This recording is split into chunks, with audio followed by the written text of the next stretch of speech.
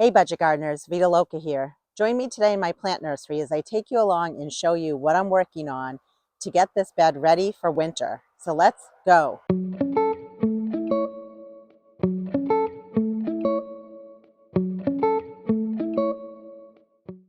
I wanted to take a moment and share some exciting news. My channel now has 1,000 subscribers and I couldn't do it without your support.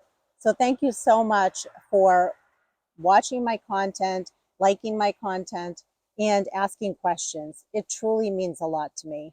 And I really hope that my channel has been helpful to you with your gardening efforts. So thank you again. The leaves are starting to fall. So step one is for me to blow off all the leaves so I can see what I'm working with here.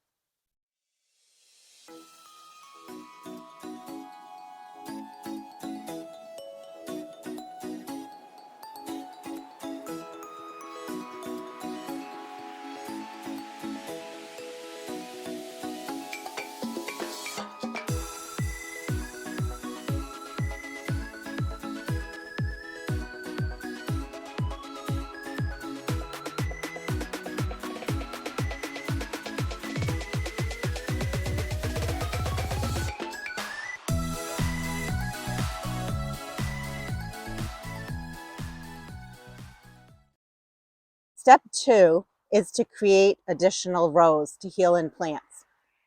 What we did in the spring was we created these rows here, and I doubled up plants, meaning I put two small pots next to each other in each of these rows.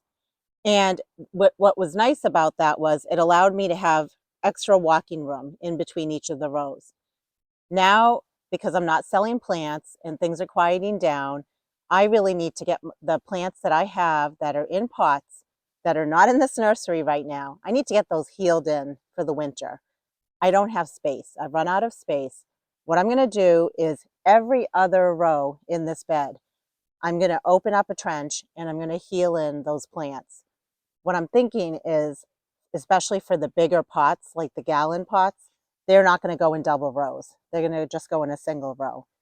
But the reason I'm going to skip every other row in between here is so I can still reach in. I can still walk in and grab plants or do anything I need to do. I still want to be able to do that. So the next step, step two, is to trench a path in between each of these rows. I basically used a hoe and I made each trench just wide enough so I can fit either a larger size pot or two smaller pots side by side. And again, I did that with every other row, which will be really nice. This is going to open up a lot of space for me. And as I trenched each row, I left a pile every so often. And the reason was I just didn't want such a big pile accumulating all the way to the end. Also, I didn't want it to topple over into each of the rows next to it. So every so often, I just left a pile, and I will use these piles to backfill around my pots as I start populating pots in each row. Step three is to now populate each row with pots that need to be healed in for the winter. Let's walk around so I can show you some of the plants that still need to be healed in. Here's some Stelladoro daylilies. As I'm healing them in, I'll just do a little bit of cleanup, like pulling dead pieces out like this, cutting back pieces like this, and maybe just pulling out some of the old grassy pieces here, like that. Here are some plants that I winter sowed this past winter. We have obedient plant as well as some echinacea. Some more echinacea, some more obedient plant. There are a whole bunch of beautyberry bushes. I started those from seed under grow lights. There are some oxeye Shasta daisy as well as some echinacea. Over here we have some baptisia, obedient plant. There's some bee balm. I have some sundrops over here, a ton of echinacea, and just more obedient plant sundrops as well as bee balm. And then in the center here, there are some flats. And within the flats are just plants that I winter sowed this past winter, as well as some seedlings that I dug from my yard. There are mostly echinacea in here, and also there are some aster that I dug from my yard. There are more coneflower as well as some dianthus. Here's some Joe Pye weed that I dug up from my own yard, and they were beautiful, but it's time for them to rest for the winter. A ton more echinacea that I winter sowed. And as I'm putting the pots in the ground, I am going to go ahead and weed them because there are some weeds that have germinated in these pots, and a lot more of the echinacea.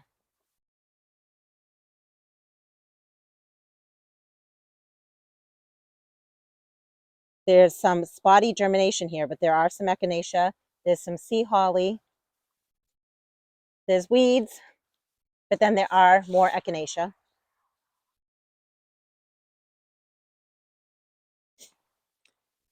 This is just a mix of plants over here. These are mostly plants that I want to keep for myself. So I will be making a special area of the plants that I want to keep. But there are pretty much some dianthus, there's some tall phlox, and some bee balm in here as well. I know the bugs chewed these up, but this is some Heliopsis. And we also have some Campion, some sea holly, and great blue lobelia, as well as some betony. There's a mix of stuff here, and this whole pile here are things that I am keeping for myself. There is a heuchera, there is a lungwort over here. I have a bunch of miniature lady's mantle, as well as the chocolate chip ajuga. There are some mums. These are just things that I bought from a backyard plant nursery, and just some more mums back here. And then these are just a couple of plants that I will not be healing in. They're just some begonias that I plan on bringing the tubers in for the winter. I recently did a project and dug up a bunch of perennials in a shade garden. I'll be selling all of these next year. These are all heucheras, as well as hosta over here. Back over here are some ornamental grasses that got dug up from that project, and then some forsythia.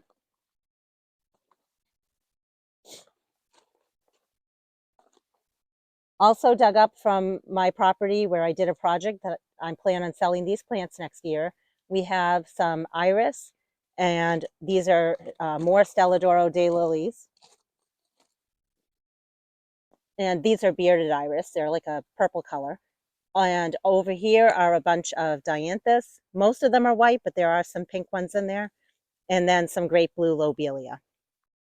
And these are things that I healed into my vegetable garden last year. I really need to just go through it, make sense of it. There's definitely some plants in here that I want to keep.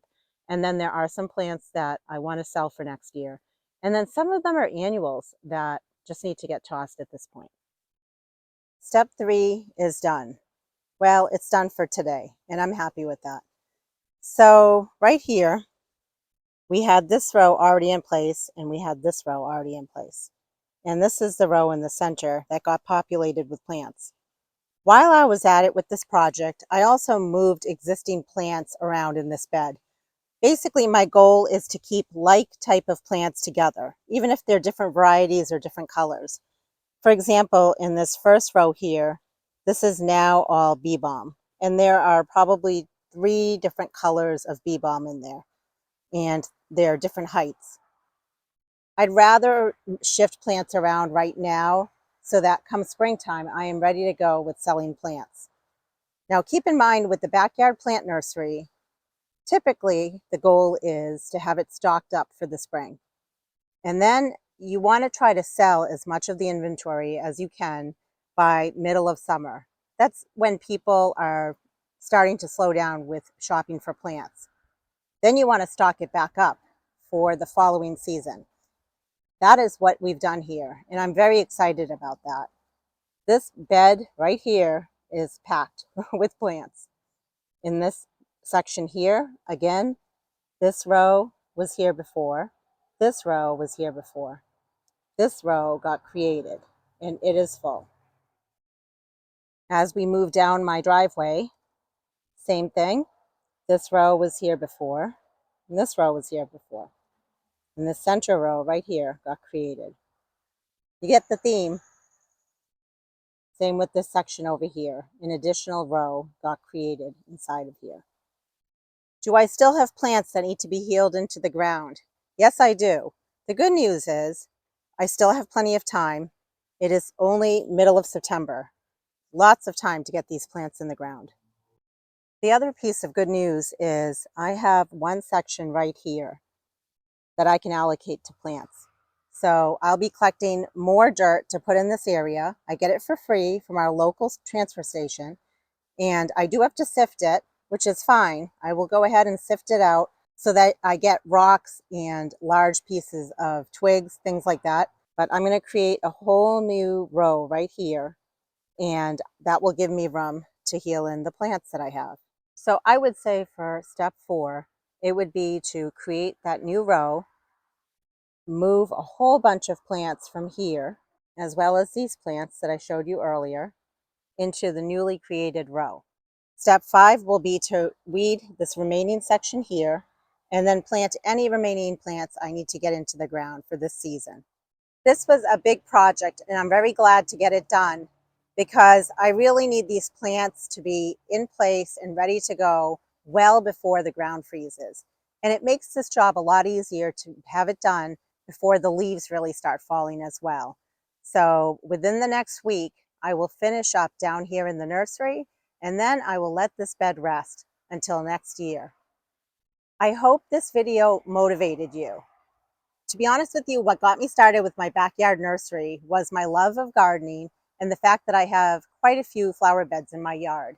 And what happens over time is we end up with plants that just need to be divided. We need to make room for new plants, or we just end up with too many of one kind of plant that we don't need. And it got to be overwhelming and too much. I started potting up plants. I didn't have anywhere to put the plants. Now I do, and it makes for a fun activity for me. I love meeting other people. I've met a lot of friends this way, and it's doing a good thing, being able to recycle pots, recycle my plants, and really help other people when they have questions about their own gardens. I hope you are enjoying your gardens, and until the next video, make it a great day with gardening.